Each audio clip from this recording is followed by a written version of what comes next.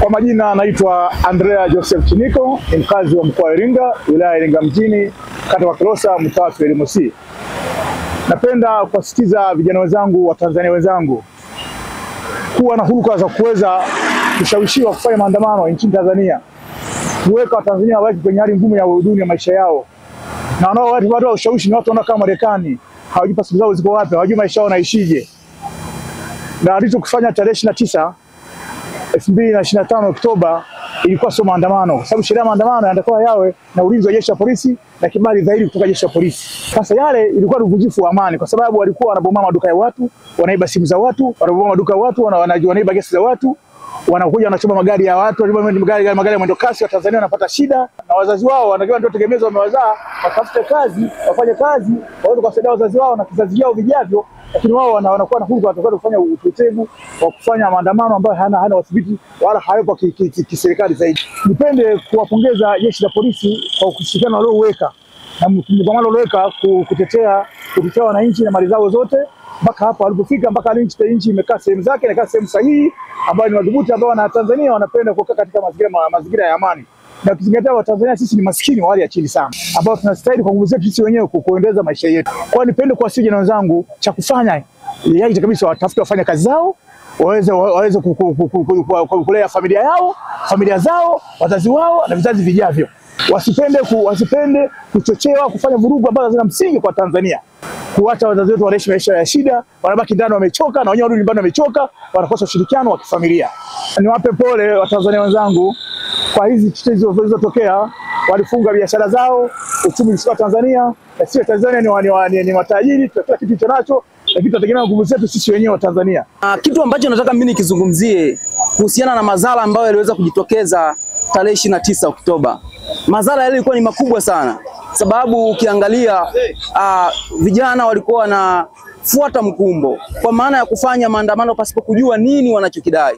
Kwanza tulishuhudia wakifanya mambo makubwa sana, wakichoma matairi barabarani, ambapo moja kwa moja tunaona ni madhara ni makubwa, kwa sababu barabara inapochomwa hii imetengenezwa kwa lami. Moja kwa moja leo ukipita mle ambamo waliweka washa moto, unakuta lami imeharibika. Kwa hiyo tayari serikali imeingia hasara ya kuweza kurekebisha lami. Moja kwa moja tunaona kabisa ni madhara makubwa ambayo tuweza kupata. Lakini pia tunaangalia waliweza kuchoma pia ofisi za serikali za mitaa. Moja kwa moja serikali inaingia tayari hasara. Maana sasa hizi tayari kuna urekebishaji wa zile miundombinu ambayo iliharibika. Lakini pia vituo vya polisi viliweza kuchomwa. Yote hii ni madhara ambayo yaliweza kutokea kwa sababu ya maandamano yale ya tarehe 29 Oktoba.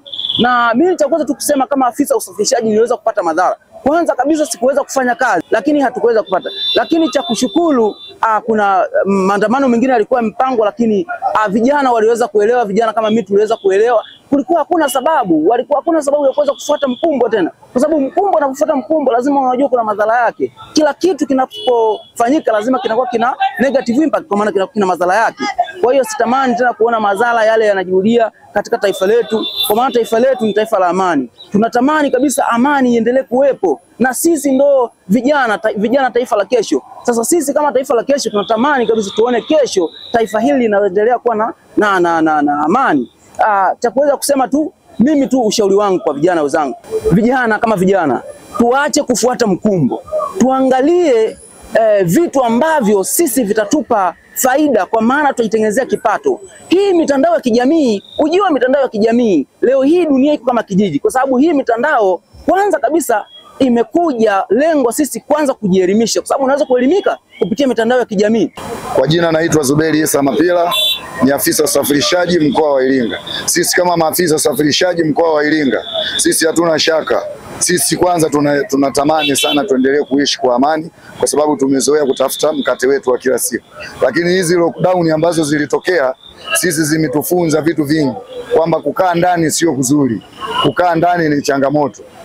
Tuna kila sababu kwanza ya kuishukuru serikali kuhakikisha kwamba hakuna aliyezulika kwa sasa. Kila kitu kiko sawa. Vijana tunafuata sana mikumbo, tunakuwa na miamko. Kwa hiyo kikubwa tuondoe miamko.